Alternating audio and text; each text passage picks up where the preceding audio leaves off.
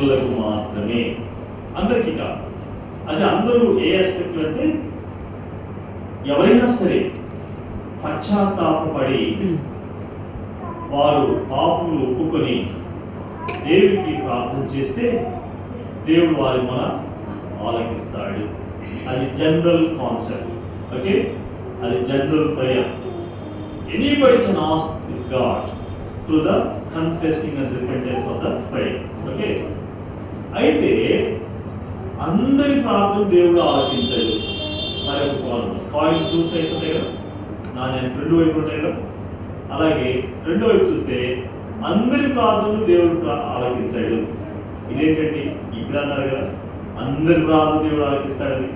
మరి అందరి ప్రార్థన ఆలకిస్తాడు. అందరి ప్రార్థన ఎప్పుడు ఆలకిస్తాడంటే మనము మన పాప విషయమై పశ్చాత్తాపడి ఒప్పుకొని విడిచిపెట్టి ప్రభువా నన్ను క్షమించి రక్షించయ్యా అన్నప్పుడు దేవుడు ఆలకిస్తాడు. ఓకే, అది అందరి ప్రార్థన ఆలకించేది. ఎప్పుడు అందరి ప్రార్థన ఆలకించాడంటే యోహాను సువార్త 9:30 ప్రకారం దేవుడు పాపుల మనవిని ఆలకించడు. దేవుడు పాపుల మనవిని ఒక్కోసారి కొంతమంది కొన్ని ఆలోచనలు ఉండి వారు అంటుంటారు, ప్రభా ఈ పాప యొక్క ప్రార్థన ఆలకించని. అది ప్రాక్టీస్ అయిపోతా ఉంటుంది. చూడండి, దేవుడు నమ్ముకున్నారు కూడా పాపి ప్రార్థన, బాప్తిసం తీసుకున్నారు కూడా పాపిని ప్రార్థన ఆలకించారు. పౌలు కూడా పాపి ప్రార్థన ఆలకిస్తారు. వాక్యం ఏం చెప్తుంది? డౌట్ ఉందా ఏమన్నా? చూడండి, యోహాను 9:30 ఒకసారి మన అంశంలోకి వెళ్దాం. అంటే ఇంట్రడక్షన్ పార్ట్గా మీకు విషయం తెలియజెప్తున్నాను. యాకోబు అది యోహాను సువార్త 9వ అధ్యాయం 37వ వచనం చదవండి. దేవుడు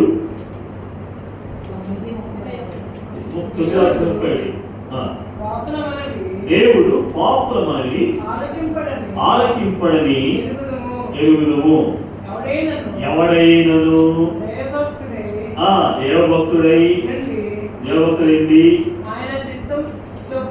ఆయన చిత్తము చొప్పున జరిగించిన ఎడలా ఆయన వాని మనవిని ఆలకించును. చూసారా, చాలా క్లియర్. దేవుడు పాపుల మనవిని ఆలకించాడు. అయితే క్లాస్ పెట్టాడు, ఎవరైనా సరే దేవభక్తుడైంది ఆయన చిత్తము చొప్పున జరిగించిన ఎడలా దేవుడు వారి మనవిని ఆలకిస్తాడు. ఎందుకు మనం అడగాలి? ఎందుకు దేవుడు ఆలకించడానికి సిద్ధంగా ఉందంటే we are his children. మనం ఆయన యొక్క పిల్లలు. ఎలాగనగా యోహాను సువార్త 1వ అధ్యాయం 12వ వచనం ప్రకారం ఎందరూ తనను అంగీకరించారో వారికి అందరికనగా తన నామమునందు విశ్వాసం ఉంచిన వారికి అందరికీ దేవుని పిల్లలకు ఆయన అధికారం అనుగ్రహించెను. So there is a direct accessibility with Heavenly Father, because when we accept the Lord Jesus Christ and receive in the heart, we became the children of God. కదా, మనము ఆ యొక్క పరలోకపు తండ్రి దేవునితో డైరెక్ట్ గా మనకు కనెక్షన్ దొరికింది. ఎప్పుడైతే యేసుక్రీస్తు వారిని మన హృదయం సంరక్షకుడిగా అంగీకరించామో అప్పుడు ఈ భాగ్యం దొరికింది. అంతేకాదు, ఆయన పిల్లలయ్యే అధికారం కూడా ఇచ్చాడు ఆయన పిల్లలు. సో ఈ రోజులలో మనం చూస్తే ఎవరి పిల్లలు వారికి ముందు కొంతమంది అంటారు కాకి పిల్ల, ఇది బాగా తెలుస్తుంది, కాకి ఉంటుంది. సరే, అది ఏ రంగంలో ఉండని ఎలాంటి చేస్తుంది కాకి కాదు. అలాగే సాధారణ సాధారణ ఉంటుంది, కానీ దేవుడి పిల్లలు. కాబట్టి దేవుడి యొక్క పిల్లల యొక్క మొర ఆలకిస్తాడు, వారి ప్రార్థనలు వింటాడు. అందుకని ఎవడైనా దేవభక్తుడై ఉండి ఆయన చిత్తము చొప్పున జరిగించిన ఎడల దేవుడు ఆయన మనల్ని ఆలకిస్తాడు. రైట్, ఇప్పుడు మనం విద్యాలకు సంబంధించిన విషయాల్లో కనెక్షన్ గా ఈ విషయాలు చూస్తున్నాం. యాకోబు భక్తుడికి రాసిన పత్రిక 5వ అధ్యాయం, యాకోబు భక్తుడికి రాసిన పత్రిక 5వ అధ్యాయం 17-18 వచనాన్ని మనం చదువుదాం. యాకోబు భక్తుడికి రాసిన పత్రిక 5వ అధ్యాయం 17-18 వచనాలు. ఏలియా మన వంటి స్వభావము గల మనుష్యుడే, వర్షింపకుండినట్లు అతడు ఆసక్తితో ప్రార్థన చేయగా 3.5 సంవత్సరంలో పర్యంతం భూమి మీద వర్షింపలేదు. అతడు మరలా ప్రార్థన చేయగా ఆకాశం వర్షమిచ్చెను, భూమి తన ఫలమునిచ్చెను. చూడండి పిల్లలు గమనించండి, నేను ప్రాచీన గ్రంథంలో చదువుతున్నాను. పర్యంతం అంటే మీకు వరకు అని మాట్లాడుతుంది. 3.5 సంవత్సరం వరకు అంటే కొన్ని పదాలు అక్కడక్కడ తేడా వస్తాయి, రైట్. ఇక బైబిల్ మనం చూస్తున్నప్పుడు యాకోబు అనేటువంటి యేసుక్రీస్తు వారి శిష్యులు ఒకడైనటువంటి ఈయన భక్తులైనటువంటి వారికి పత్రిక రాస్తూ చాలా సంగతులు, సున్నితమైనటువంటి విషయాలు కూడా తెలియజేశాడు కదా. ఏంటండి, మనసు గురించి రాశాడు, నాలుగు గురించి రాశాడు కదా, క్రియల గురించి రాశాడు, విశ్వాసం రాశాడు, చాలా సంగతులాగా ఒకటి రాస్తూ వచ్చాడు. అయితే ఈ భక్తుడు రాస్తూ ముగింపులో ఈ సంగతులు తెలియజేస్తా అంటున్నాడు. ఏంటంట, ఏలియా మన వంటి స్వభావం గల మనుషుడే. మనం ఎవరండి? పూయా ఎనిమల్సా, బర్డ్సా, మనుషులు కదా? అమ్మో, గుడ్, వెరీ గుడ్. మనంతా ఎవరివి? మనుషులం. మరి ఏది ఎవరు? ఆయన మనుషులే. చూడండి, గమనించండి, ఇక్కడే తీసుకుంటుంది. మనము మనుషులమే, ఏలియా గారు కూడా మనిషి. బట్ అక్కడ ఒక చిన్న మాట రాస్తాడు, ఏలియా మన వంటి స్వభావం గల మనుష్యుడే. స్వభావం, మనకున్న స్వభావం మానవ స్వభావం. చాలా మంది ఏమండి, మానవులు కదా, మానవ స్వభావం కదండి. ఎందుకు? ఈయన పొరపాటు చేస్తే, తప్పిదం చేస్తే, మన ఇష్టాన్ని ఏదైనా జరిగితే, ఏదో లేని మానవులు కదా, మానవ స్వభావం ఏంటి, అలా దొరికిపోయింది అని అనుకుంటూ ఉంటాం. మరి ఏలియా గారు కూడా ఆయన మనుషులేగా, ఆయన మన వంటి స్వభావం కలిగిన వాడేగా రాస్తున్నాడు బైబిల్. ఏలియా మన వంటి స్వభావం గల మనుష్యుడే.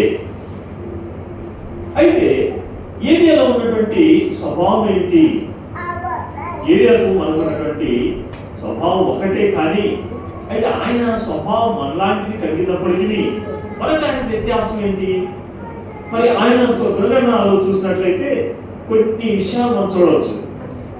16 వచ్చిన చివరి వచ్చిన ప్రకారం, చివరి భాగం ప్రకారం, ఆయన నీతివంతుడుగా ఉన్నటువంటి వాడు, ఆయన విజ్ఞానం చేసేటువంటి వాడు, మనపూర్వకంగా చేసేటువంటి వాడు, బహు బలంగా చేసేటువంటి వాడు, ఆయన ఒక ప్రవక్త, రోషము కలిగినటువంటి వాడు, అనగా పౌరుషము కలిగినటువంటి వాడు, ఆయన జీవ దేవుని పక్షంగా సవాలు విసిరినటువంటి వాడు.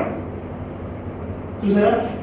అలాగే దేవుని కొరకై ఒంటరిగా జీవించేటువంటి ఆలోచన కలిగినప్పటికీ కూడా దేవుని విడిచిపెట్టినటువంటి వాడు. ఒకసారి మనం కూడా ఏమంటే, మా ఇంట్లో నేను ఒక్కరి దేవుని అనుకున్నాను, మా ఊళ్ళో నేను ఒక్కరి దేవుని అనుకున్నాను, ఒకసారి మా గదిలో నేను ఒక్కరి దేవుని అనుకున్నాను, మా వీధిలో మా బంధువులు నేను ఒక్కరిని అనుకున్నాండి, మా క్లాస్లో లేదు, మా కాలేజీలో, మా యొక్క ఇరుపురు వారు నేను ఒక్కరి దేవుని అనుకున్నాను. మంచిది, very good, it's a great privilege, చాలా గొప్ప ధన్యత, అది భాగ్యం. మరి ఆ రోజుల్లో కూడా ఏం లేదని అంటున్నారు, ప్రభువా నేను ఒక్కడే మిగిలి ఉన్నాను అన్నాడు. అన్నాడా? నేను ఒక్కడే మిగిలి ఉన్నాను అన్నాడు. అయితే ఏరియాకు వచ్చిన శ్రమ, కష్టం మనకు రాదు చెప్పాలంటే. ఏం తెలుసా, అడుగడున్న ఆ రోజు మామూలు మనుషులలో రాజు భార్యని కక్ష కట్టి మరీ దేవుని యొక్క సేవను చంపేశారు.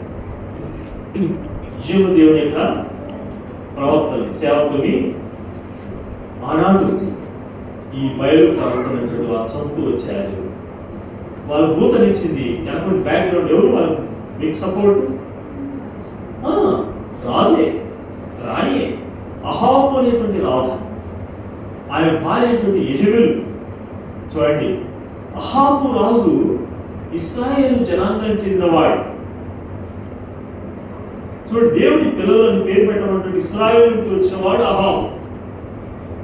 కానీ ఆయన చేసిన పొరపాటు ఏంటంటే, ఆ ఐగుప్తు దేశం దేవుడు ఎరగని అన్య దేశంలో ఉన్నటువంటి రాజు యొక్క కుమార్తెను పెళ్లి చేసుకున్నాడు. యజబెలు అన్య దేశస్తురాలు. 14 రోజులు ఏమంటుందంటే, పెళ్ళైతే వారే మారిపోతాడండి, పెళ్ళైతే అమ్మాయి మార్చుకుంటాడండి, పెళ్ళైతే అబ్బాయి మార్చుకుంటాడండి అని పొరపాటు. బైబిల్లో కూడా ఉంది, విశ్వాసికి చీకటి వెలుగు ఏంటి, క్రీస్తు పిల్లలకి ఏమి సంబంధం? కాబట్టి విశ్వాసకి జోడు లేదండి. జాగ్రత్తగా ఉండాలి. ఆనాడు అహాబు అలా అన్య స్త్రీ అయినటువంటి అన్య దేశపు రానటువంటి ఆ యొక్క యజబెలు చేసుకోవడం ద్వారా ఆయన యొక్క మనస్సు, ఆయన హృదయం త్రిప్పివేయబడింది, ఆయన జీవితము మార్చబడింది. అంతేకాకుండా చివరికి తానెరిగినటువంటి జీవం గల దేవుడిని అహావానే మర్చిపోవడం, విసర్జించడం జరిగింది. అంతేకాదు, ఆనాడు జీవుల దేవుడు తన ప్రవక్త ద్వారా మాట్లాడుతున్నప్పుడు వాళ్ళ ముందుగానే కొన్ని హెచ్చరికలు చేసేవారు. ఏదైనా జరగబోతుంటే జాగ్రత్త పడడానికి, పాపాలు ఒప్పుకోవడానికి, తప్పిదాలు సరి చేసుకోవడానికి, అన్ని విషయాల్లో దేవుడు తన ప్రవక్త ద్వారా విశ్రాంతి చేసేవాడు. అలాంటి జీవులైనటువంటి దేవుని యొక్క ప్రవక్తల్ని ఏం చేశారు? శ్రమ పెట్టడం, బాధ పెట్టడం, హింసించడం, చంపేయడం జరుగుతుంది. అలాంటి పరిస్థితుల్లో కూడా ఈ యొక్క ఏలియా తన నీతిని పోగొట్టుకోగల, తన విశ్వాసం పోగొట్టుకోగల, తన భక్తిని పోగొట్టుకోగల, తన ప్రార్థన మానేయాల, విజ్ఞాపన మానేయాల, దేవుని నుంచి విశ్వాసం విడిచిపెట్టాల, ఆ రోషాన్ని పోగొట్టుకోవాలి. అందుకని కొరింథీయులకు రాసిన పత్రికలో మనం చూస్తాం, చివరి అధ్యాయం, పౌరుషము గలవారైనటువంటి విశ్వాసం నిలకడగా ఉండి అంటాడు. విశ్వాసం నిలకడగా ఉండాలి, పౌరుషం కలిగిన వారుగా ఉండాలి. ఏలియా అలా చేశాడు. ఈ యాకోబు ప్రవక్త ఎంత చక్కగా కోట్ చేశాడు చూడండి. ఏలియా మన వంటి స్వభావం గల మనుష్యుడే, మన వంటి స్వభావం గల మనుషుడే. చూద్దాం ఒకసారి. రోమీయులకు రాసిన పత్రిక చెప్పండి, 8వ అధ్యాయం. రోమీయులకు రాసిన పత్రిక 8వ అధ్యాయం. మనం అనుకుంటాం ఆయన మనం ఒకటే కదా, మనం అందరూ ఒకటే మనుషులమే. ఆయనకు మనుషుల స్వభావం ఉంది, మనకు కూడా మనుషుల స్వభావం మంచిదే. కానీ వాట్ ఇస్ ద డిఫరెన్స్? ఇక్కడ 8వ అధ్యాయం పత్రికలో అపోస్తలుడు పౌలు గారు తెలిసినారు 2 రకాలైనటువంటి వ్యక్తులు ఉన్నారు. ఒకరు ఆత్మానుసారుడు, రెండవది శరీరానుసారుడు. శరీరానుసారులు ఏమో 5వ వచనం చూడండి, శరీర విషయములను మనస్కరింతురు, శరీర విషయాల మీద మనస్కరిస్తారు. శరీరానుసారులు శరీర విషయాలను మనస్కరిస్తారు. ఏంటి శరీర విషయాలు, శరీరానుసారులు ఏంటి అని ఒక్కోసారి ఆలోచన వస్తుంది. మరి మన అందరం కూడా శరీరం కలిగి కావాలి. అవును, అందరికీ శరీరం ఉంది, కాలంకే ప్రాణం కూడా ఉంది కదా, అందరికీ ప్రాణం ఉంది, అందరికీ ఆత్మ కూడా ఉంది. ఆత్మ లేనివాడు మనిషి కాదండి. ఎందుకంటే మనిషికి తప్ప మిగిలిన ఏ ప్రాణికైనా సరే శరీరము ప్రాణం ఉంది కానీ ఆత్మ లేదు. ఒక్క మనుషుడికే ఆత్మ ఉంది. ఎట్లా చెప్పగలరు మీరు అని అనవచ్చు.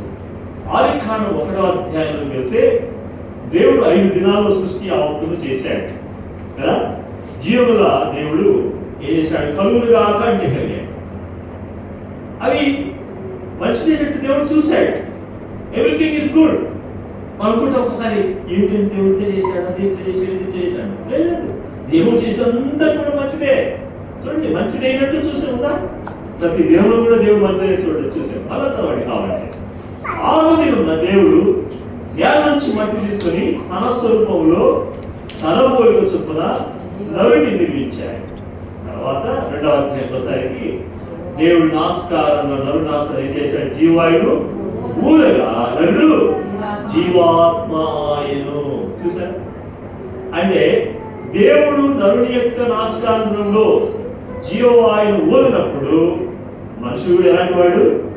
తనకి ప్రాణం కూడా లేదు కాదు, ఓన్లీ ఆకారంలో పోలిక మాత్రం ఉంది. ఎప్పుడైతే జీవవాయును ఊదాడో నరుడు జీవించు ప్రాణి అయ్యాడు, జీవాత్మ అయ్యాడు. అప్పుడు 2 వచ్చేసాయి, ప్రాణంతో పాటు ఆత్మ కూడా. ఎందుకంటే దేవుడు ఆత్మ ఉన్నాడు. యోహాను సువార్త 4 కదా, దేవుడు ఆత్మయ్య ఉన్నాడు. కాబట్టి ఈ యొక్క నరుడికి కూడా ఆత్మనిచ్చాడు. ఆత్మనిస్తే ఈ మనుషులు ఏం చేశారంటే తదుపరి అధ్యాయంలో మనం చదువుకుంటూ పోయినప్పుడు ఈ శరీరాశ నేత్రాశ జీవనమని యోహాను రాసిన మొదటి పత్రిక 2వ అధ్యాయం చెప్పిన రీతిగా ఆది కాండములో అవి జరుగుతూ వచ్చాయి కనుక వారందరూ జలప్రలయం చేత చచ్చారు నోవగా.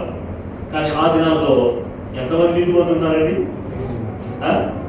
ఒక్కడే నీతిమంతుడు, ఒక్కడే నోవు. ఆదరు వారిలో నోవు నీతిమంతుడిగా కనబడేది. నోవును బట్టి నోవు భార్య, ముగ్గురు కుమారుడు, ముగ్గురు కోడళ్ళు ఆ ఓడలో ప్రవేశించడం ద్వారా దేవుడు వారిని రక్షించాడు.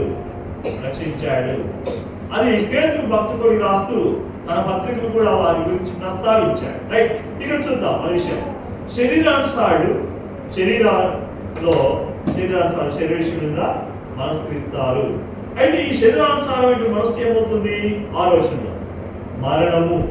శరీరానుసారమైన మనస్సు మరణము. అయితే మరొక గుంపు ఉంది కదా, ఆత్మానుసారం. దేవుడేగా శరీరం ఇచ్చింది, ప్రాణం ఇచ్చింది, ఆత్మ ఇచ్చింది దేవుడేగా. అయితే ఆత్మానుసారులు ఉన్నారు. వారు ఆత్మానుసారులు 5వ వచనం మన బ్యాక్ రండి. ఆత్మ విషయంలో మనస్కరిస్తారు. వారి మనసు అంతా ఇప్పుడు ఎక్కడ ఉంటుంది? ఆత్మ విషయం అంటే ఎలాగంటే శరీరానుసారులు ఈ యొక్క ఏం తినాలా, ఏం తాగాలా, ఏం కట్టుకోవాలా, ఎట్లా ఇల్లు, పిల్లల పరిస్థితి ఏంటి, పిల్లల యొక్క ఉద్యోగాలు ఏంటి, చదువులు ఏంటి, మంచిదే చేయాలి కూడా ఆలోచన. కానీ అంత మించి కొన్ని జరుగుతూ ఉంటాయి. శరీర కోరికలు కోసం, కన్నుల కోరికలు కూడా కదా. వారు కొన్ని ఉన్నాయి లేనట్టుగా లేని ఉన్నట్టుగా చెప్పుకుంటారు. జీవితం ఇలాగ రకరకాలు జరుగుతుంటాయి. వారు ప్రాసెస్ వార్త 7వ అధ్యాయం 19 వచ్చిన ప్రకారం ఆ యొక్క క్రియలన్నీ కనబడతా ఉంటాయి. వాటిని నమస్కరిస్తారు. శరీరానుసారులు మనస్సునే వెంబడిస్తారు. వారి ఆలోచన, వారి యొక్క సలహా తీసుకుంటారు.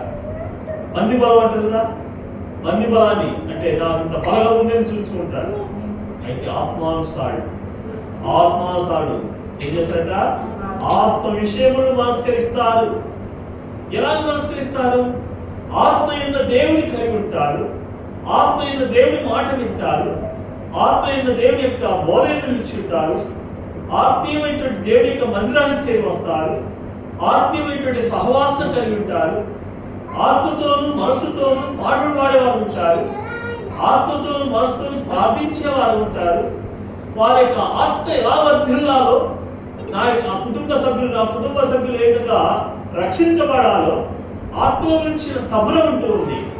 మన బంధువులు, మన స్నేహితులు, ఇరువుల వారు కూడా రక్షించబడాలనేటువంటి ఆత్మీయ తబల ఉంటుంది. క్రీస్తు యేసు కలిగిన మనస్సు కలిగిన వారైంది.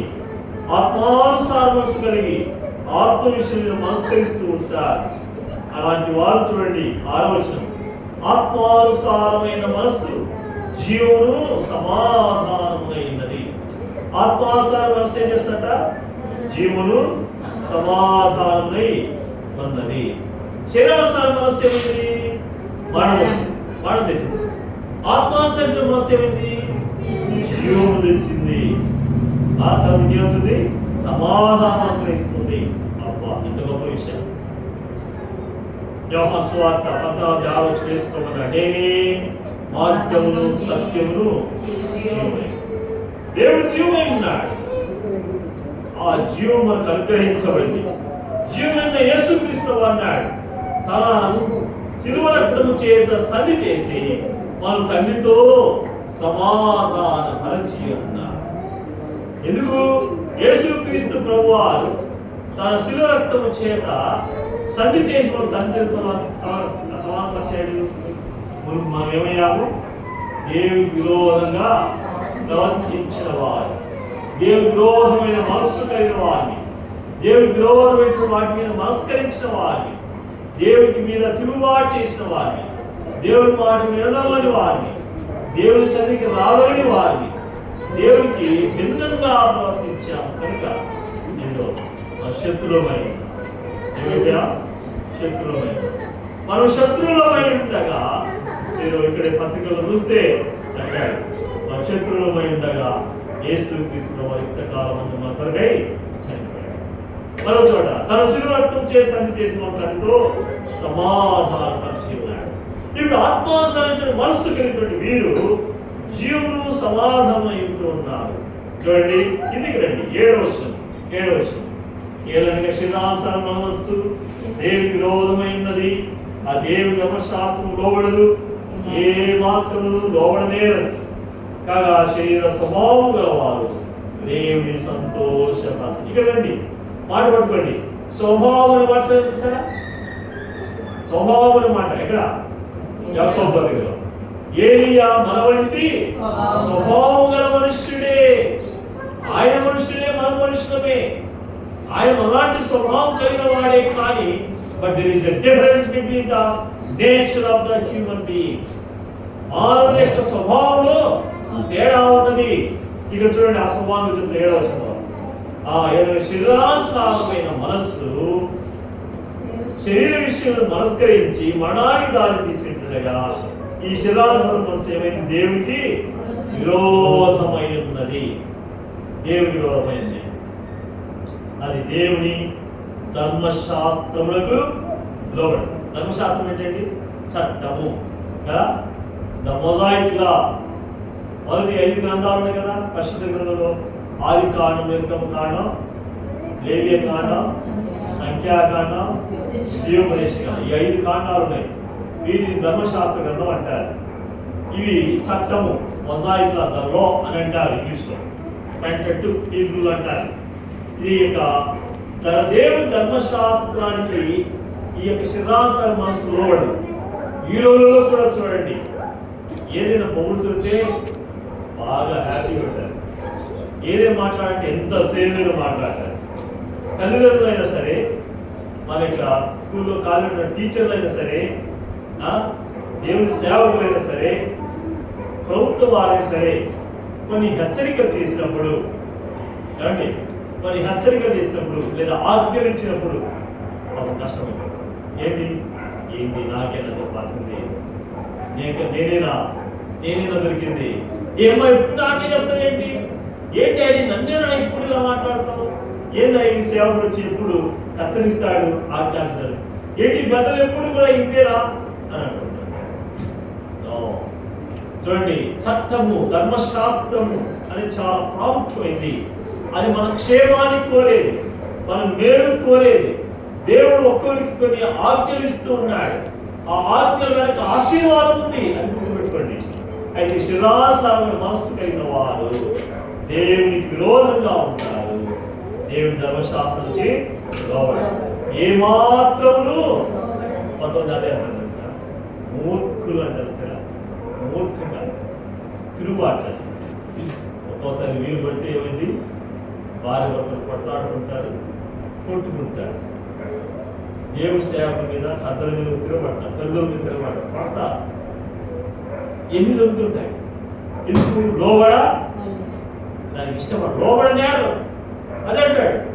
ఇది రండి, అక్కడేమంటాడు? కాగా శరీర స్వభావం గలవారు దేవుని, వీరంతా ఎవరయ్యా ఈ శరీరానుసారుడు?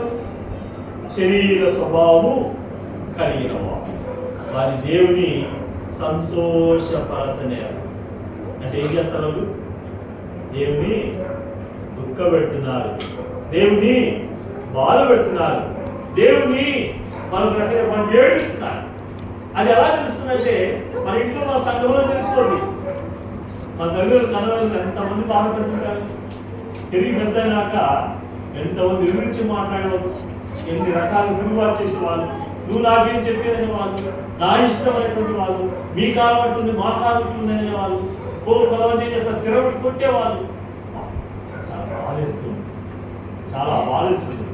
ఎందుకంటే ఈ రోజులో శరీర స్వభావం ఉంది కనుక తల్లులను వారిని, దేవుని సేవకుల్ని, పెద్దల్ని, ఈ లోకంలో ఉన్నటువంటి గురువుని కానీ చాలా ఏం చేస్తున్నారు, తిరుగుబాటు చేసి వారిని దుఃఖపెడుతున్నారు, బాధ పెడుతున్నారు, ఏడిపిస్తున్నారు. అయితే 9వ వచనం చూడండి, అక్కడ దేవుని ఆత్మ మీలో నివసించి ఉన్న పక్షమున మీరు ఆత్మ స్వభావం గలవారే కానీ శరీర స్వభావం గలవారు కాదు. దేవుని ఆత్మ మీలో నివసించి ఉన్న ఎడల పక్షమున దేవుని యొక్క ఆత్మ మనలో ఉంటే, మరి ఇప్పుడు కనెక్షన్ చేయండి ఎక్కడికి? ఆది కాండము 2వ అధ్యాయానికి వస్తే, నరుడి యొక్క నాస్కారంలో దేవుడు ఏం చేశాడు? జీవవాయువు ఊదగా నరుడు జీవాత్మ. వెరీ గుడ్, చాలా కంఠస్థం చేశాం, చక్కగా చదివింటాం. అయితే జీవాత్మ అయినా దేవుడు మనలో ఆ యొక్క జీవాత్మ ఉంచాడు, జీవించడానికి ఆత్మ కలిగిన దేవుడు సహాయం చేశాడు. అయితే ఇప్పుడు దేవుడి యొక్క ఆత్మ మనలో నివసించి ఉన్నా లేదా? దేవుడు ఆత్మలో నివసించింది. ఆత్మ లేకపోతే మనిషి పొందుతాడా? అది కూడా ఒక జంతువు అయిపోతాడు, ఏదో పక్షులు ఒక సర్పంలా తయారైపోతాడు. కానీ ఆత్మ కలిగినవాడు మనిషి, ప్రాణం కలిగినవాడు మనిషి. కాబట్టి ఈ యొక్క జీవాత్మ కలిగినటువంటి ఈ యొక్క మనుషుడు తనలో దేవుడి యొక్క ఆత్మ ఉంచి ఉన్నాడు అనే సత్యాన్ని ఎరుగక, దేవుని యొక్క పరిశుద్ధాత్మకు లోబడక, అపవిత్రాత్మ అనేటువంటి సాతానుకు లోబడి ఉండటం జరుగుతాం. మనిషి ఆత్మ ఉంది, పరిశుద్ధాత్మ ఉంటున్నాడు, మరొక వైపు అపవిత్రాత్మగా ఎవరు? సాతాను ఉంటున్నాడు. అది మధ్యలో మనము మన యొక్క ఆత్మ పరిశుద్ధాత్మకు లోబడి జీవించినట్లయితే, అనగా దేవుడు ఆత్మ అయిన దేవునికి మనం లోబడి జీవించినట్లయితే, ఆ ఆత్మానుసారంగా మనం నడుచుకుంటున్నట్లయితే దేవుని యొక్క ఆత్మను నివసించుతూ ఉన్నదని దేవుని యొక్క స్వభావం, ఆత్మ స్వభావం కలిగి ఉన్న వారిని అర్థమవుతుంది. ఒకవేళ అలా కాకుండా దేవుని మాట ధిక్కరించడం, దేవుని యొక్క వాక్యం చదవడం మానేయడం, దేవుని మాటకు లోబడకపోవడం, ఈ యొక్క లక్ష్యం ఏంటంటే అపవిత్రాత్మ అనగా సాతానుకి లోబడటం, సాతాను యొక్క ఆత్మానుసారంగా నడుచుకోవడం వలన మనుష్య ఆత్మ ఏమైంది? దేవుని సంతోషపరచగా దుఃఖపరుస్తూ ఉంటుంది. అయితే అందరూ కూడా క్రీస్తు యేసును అంగీకరించిన వారు కనుక, మనం దేవుని యొక్క పిల్లల అధికారం పొందిన వారు కనుక, దేవుడి మందిరంలో చేరొచ్చిన వారు కనుక, దేవుడు తన స్వరక్తం ఇచ్చి సంపాద సంఘంలో చేర్చబడిన వారు కనుక, మనము ఆయన తండ్రి అనే మనకి భాగ్యం చూసారా? ఇంత గొప్ప భాగ్యం కలిగిన వారు ఉంటుండగా దేవుని యొక్క ఆత్మలో నివసించిన ఎడల మీరు ఆత్మ స్వభావము గలవారే కానీ శరీర స్వభావం గలవారు కాదు. ఎవడైనా క్రీస్తు ఆత్మ లేని వాడైతే వాడు ఆయన వాడు కాదు. ఇది వెరీ క్లియర్. కాబట్టి ఇప్పుడు బ్యాక్ వచ్చినట్టుగా యాకోబు పత్రిక 5వ అధ్యాయంలోకి, ఏలియా మన వంటి స్వభావం గల మనుష్యుడే. చూసారా? మన వంటి స్వభావం గల మనుష్యుడే, కానీ ఏలియా కొంత ఎలా ఉంటుంది? కాబట్టి మనం కూడా ఏలియాలాగా క్రీస్తు రక్తము చేత విశ్వాసం ద్వారా నీతిమంతులుగా తీర్చబడి ఉన్నామని, దేవుని అధికారం పొందుతున్నామని గ్రహించిన వారిని దేవుని ఆత్మలో నివసిస్తున్నట్లయితే మనం కూడా అలాంటి స్వభావం కలిగిన మనుషులమే. కానీ మనుషులై ఉండి కూడా ఏలియా వలె దేవుని మాటకు లోబడక జీవిస్తున్నట్లయితే, దేవుని యొక్క ఆత్మ లేని వారుగా ఉన్నట్లయితే, మన యొక్క మనస్సు, మన యొక్క హృదయం, మన ఆత్మ కలుషితమైపోయి దేవుడు దుఃఖమచ్చేదిగా ఉంటూ ఉన్నట్లయితే ఎంత బాధగా.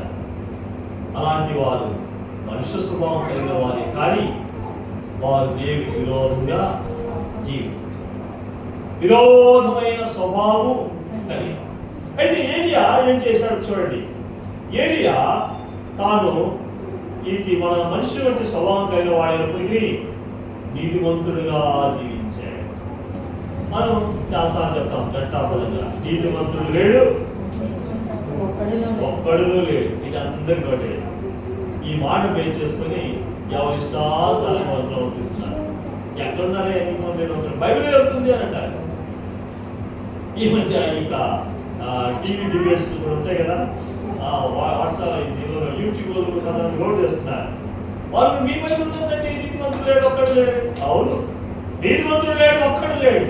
యేసుక్రీస్తు ప్రభువు మాత్రమే నీతిమంతుడై ఉన్నాడు కనుక ఆయన పరలోకం నుండి భూలోకానికి దిగి వచ్చి మనందరి యొక్క ప్రాణ విమోచన కొరకై క్రయధనం ఆయన అర్పించబడి తన పరిశుద్ధ రక్తం చేత నీతిమంతులుగా తీర్చాడు. మనం ఆయన విశ్వాసం ఉంచడం ద్వారా మనం నీతిమంతులుగా తీర్చబడ్డామని లేఖనాల్లో చెప్పబడుతుంది. అయితే ఏలియా నీతిమంతులై ఉండి ఆయన ఎలాంటి ప్రార్థన చేశారు తెలుసా? ఆయన చేసిన విజ్ఞాపన మనపూరకమైనదై బహు బలము గలదై ఉంటుంది. నీతిమంతులుగా ఉన్నటువంటి ఏలియా చేసిన ప్రార్థన మనపూరకంగా చేశాడు. ఇప్పుడు రండి, మీరు కొరింథీయులకు రాసిన మొదటి పత్రిక 14వ అధ్యాయం రండి. ఇక పౌలు గారు కూడా ఈ యొక్క స్టేట్మెంట్ ఇస్తూ ఉన్నాడు. ఎందుకంటే మనం చేసేటువంటి ప్రార్థనలు మనపూర్వక మనసుతో చేయకపోతే ఎలా ఉంటాయో, కాబట్టి మనం ఏం చేయాలో చెప్తున్నాడు. 14వ అధ్యాయం 15వ వచనం, కొరింథీయులకు రాసిన మొదటి పత్రిక 14వ అధ్యాయం 15వ వచనం. కాబట్టి ఆత్మతో ప్రార్థన చేతులు, మనస్సుతో ప్రార్థన చేతులు, ఆత్మతో పాడును, మనసుతో పాడు. రెండు లింక్ చేశాడు. ఆత్మ మనసును విడగొట్టట్లేదు. ఇందాలో చూసా, మనసు ఉంది, శరీరం ఉంది, ఆత్మ ఉంది. శరీరానుసారేమో శరీరానుసారం మనస్సు కలిగి శరీర విషయం మనస్కరిస్తున్నారు. ఆత్మానుసారంలో వారు మనసు కలిగింది, ఆత్మాను మనసు కలిగి ఆత్మ విషయం మనస్కరిస్తూ ఉంటున్నారు. శరీరానుసారం శరీర స్వభావం కలిగిన వారి దేవునికి విరోధంగా జీవిస్తూ వారు దేవుని సంతోషపరచగా దేవుని ధర్మశాస్త్ర లోబడిగా జీవిస్తున్నారు. ఆత్మానుసారులైతే దేవుని లోబడి దేవుని మహిమపరుస్తూ సంతోషపెట్టేవారుగా, క్రీస్తుని కలిగిన వారుగా సాగిపోతున్న వారు అవుతున్నారు. అయితే ఇక్కడ చూడండి, ఆత్మ మనసు రెండింటినీ లింకప్ చేస్తున్నాయి. ఆత్మతోను ప్రార్థన చేయదు, మనసుతోను. ఎందుకు ఆత్మతో చేయాలి? దేవుడు ఆత్మ ఉన్నాడు కాబట్టి, మన ఆత్మ కలిగిన వారు కాబట్టి, మన ఆత్మ విమోచించబడి రక్షించబడింది కనుక, ఆత్మ సత్యంతో ఆయన ఆరాధించుతున్నాము కనుక మనం ఏం చేయాలంటే ఆత్మతో ఆయన ప్రార్థన చేయాలి, ఆత్మతో మాటలు పాడాలి. రెండవది, మనసుతోనూ ప్రార్థన చేతును, మనసుతో కూడా పాడుతాడు. మనసుతో ఇక్కడ ఉంటారు చాలా మంది తెలుసు స్టేట్మెంట్, బాడీ ప్రెజెంట్ ఇది తెలుసండి, బాడీ ప్రెజెంట్ బయట ఇక్కడే కూర్చున్నట్టు ఉంటారు. ఈ మనసు అంతా ఎక్కడెక్కడో తిరుగుతుంది. ఏం ఆయన రాలేదు, ఆయన ఏం చెప్తున్నాడు, ఆయన ఏం చేస్తుందో, చాలా రోజులు రాలేదు, పిల్లలు ఎట్టున్నారు, మళ్ళీ స్టడీకి పోయారు, ట్యూషన్ పోయారు, ఇల్లు తాళంతా వేసేసారు లేదో, పెట్టేసి బంగారం అయిపోయిందో, డబ్బు ఎక్కడ ఎలా ఉందో, ఇలా రకరకాల విషయాలు ఇంకా ఏంటంటే తిరుగుతుంటారండి. బంధువుల మీద, స్నేహితులు, రకరకాల మనసు తిరుగుతుంది. అందుకని ఈ మనసుని ఏం చేయాలంటే we have to bring them under the control of God. దేవుని యొక్క స్వాధీనంలోకి మనసు తీసుకురావాలి. అందుకే మీరు క్రీస్తు యేసు కలిగిన మనసు మీరు కలిగి ఉండండి అన్నాడు. ఆత్మానుసరైనటువంటి మనసు కలిగి ఉండాలి. అందుకని ఆత్మతో ప్రార్థన చేతులు, మనసుతో ప్రార్థన చేతులు. అందుకని ఇక్కడ లేఖనంలో ఫిలిప్పీయులకు రాసిన పత్రిక మనం చూస్తే 4వ అధ్యాయంలో ఇక దేవుని యొక్క సమాధానం, సమస్త జ్ఞానించిన దేవుని యొక్క సమాధానం మనం యేసుక్రీస్తు వలన మీ హృదయములకు తలంపులకు కావలి ఉండును. కావలి, watching. God's peace is watching or guarding the mind and heart. ఈ మనసును, ఈ యొక్క హృదయానికి కావలిగా ఉంది దేవుని సమాధానం. దేవుడు కాపాడండి ఎంతవరకు వచ్చింది చూసారు. అది కీర్తన గ్రంథంలో వచ్చినట్లయితే యెహోవా ఇల్లు కట్టించలేని దాని కట్టువ ప్రయాసం వ్యర్థమే. యెహోవా పట్టణము కాపాడనేలా దాని కావలికాయలందరూ రాత్రంతా మేలుకొనుట వ్యర్థమే. ఏం పని అది అంటే దేవుడు కాపాడాలా? ఇది మొదలుకొని నిరంతర యెహోవాను కాపాడు. ఆయన రాత్రంతా కూడా కాపాడతాడు. మనం ప్రార్థన చేసినప్పుడు రాత్రి వేసేసరికి వారి రాత్రి కాపాడు, నన్ను కాపాడు, నా భార్యను కాపాడు, నా భర్తను కాపాడు, పిల్లలు కాపాడు, నా ఇంటిని కాపాడు, అన్నింటినీ కాపాడు. దేవుడిని ఒక వాచ్మెన్ లా చేసుకుంటున్నాడు, ఒక సెక్యూరిటీగా పెట్టుకుంటున్నాడు. పోలీసులు ఉన్నారు, వాళ్ళు సెక్యూరిటీగా ఉంటారు, రక్షణ ఎప్పుడు మనకి ఏం లేక ఏం చేస్తానంటే దేవుడిని వాడుకుంటున్నాం. ఆలోచించలేదు. But we had to control our selves. We had to bring our heart and mind under control of God. మన యొక్క మనసు హృదయాన్ని కంట్రోల్ చేసుకోవాలి, స్వాధీనపరచుకోవాలి. గుర్రం ఏమవుతుందంటే కళ్ళెము చేత స్వాధీనంలోకి వస్తుంది. అలాగే మనం ఇప్పుడు దేవుని కంట్రోల్కి వెళ్ళాలి. ఆత్మతోను ప్రార్థన చేతులు, మనసుతోను ప్రార్థన చేతులు. ఆత్మతో పాడు, మనసుతోను పాడు. ఇలా చేస్తూ ఉంటుండగా ఈ యొక్క ఏలియా గారు ఏం చేశారండి, అక్కడ ఆ దినాల్లో పాపం విస్తరించిపోయింది. దమనకాండ ఎక్కువైపోయింది, హత్యాకాండ ఎక్కువైపోయింది. దేవుని సేవకులు చంపేస్తా ఉన్నారు. బహు ఆనందంగా ప్రవర్తిస్తున్నారు రాజులాని. బయలుపడితే ఇష్టానుసారంగా చేస్తా ఉన్నారు. మరి ఈరోజు అనుకుందా, ఈరోజు కూడా మనం చేసే రోజు బయట వింటుంటే మన ఆంధ్రప్రదేశ్లో, తెలంగాణలో, లేకపోతే కర్ణాటకలో, పక్కన ఛత్తీస్గఢ్, ఒరిస్సా, అనేక రాష్ట్రాలు, అనేక దేశాలు బహుఘోరంగా ఉన్నాయి. దేవుని యొక్క సేవకులు కొడుతున్నారు, చంపేస్తున్నారు. దేవుని యొక్క బిడ్డల్ని హెచ్చరిక వెళ్తే ఆటంకపరుస్తున్నారు. ఎవరు మీ పర్మిషన్ రకరకాలు చేస్తున్నారు. అయితే ఆ రోజు కూడా ఆ విగ్రహాలను ఎక్కువైపోయింది, బయలు దేవత యొక్క ఆరాధన ఎక్కువైపోయింది, దేవుని సేవకులు చంపేస్తా ఉన్నారు. అప్పుడు ఏం చేశారంటే ఏరియా ప్రార్థన చేస్తున్నారు, వర్షింపకున్నట్టు సహాయం చేయని ప్రార్థించారు.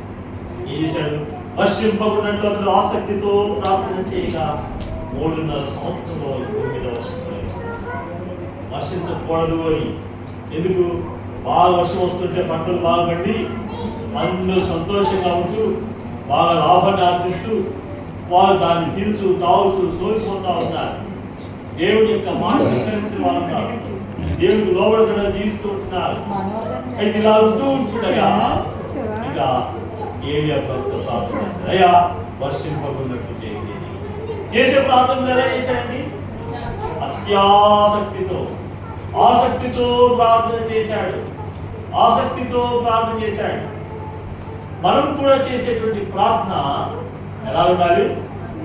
ఆసక్తితో ప్రార్థన చేయాలి.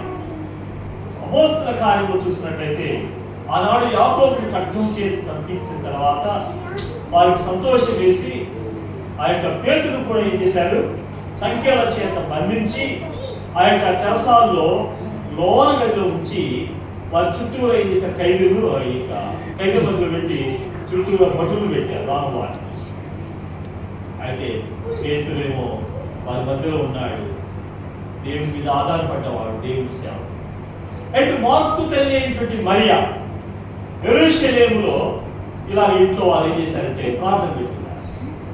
అటువంటి భక్తులైన వారందరూ కూడా వచ్చి రాత్రంతా ప్రార్థించి ఎలాగా వారు అత్యాసక్తితో ప్రార్థన. చూడండి, ఏలియా ఆసక్తితో ప్రార్థన చేస్తే 3.5 సంవత్సరాలు వర్షింపలేదు. అక్కడ సంఘం యెరూషలేములో మరి ఇంత కూడి అత్యాసక్తితో ప్రార్థన చేస్తే దేవుడు చేసిన తన దూతను పంపించి తలుపు తీయించాడు. చెరసా తలుపు ముందు పెట్టి ఆ యొక్క కోట యొక్క గుమ్మాలు కూడా తెరిపించాడు. ఇదిగో దేవుడితో యొక్క పేతురు నిద్ర లేపి తట్టి లేపి బయట తీసుకుని వచ్చి అక్కడ ఊరి బయట వదిలిపెట్టేసి వెళ్ళిపోయాడు.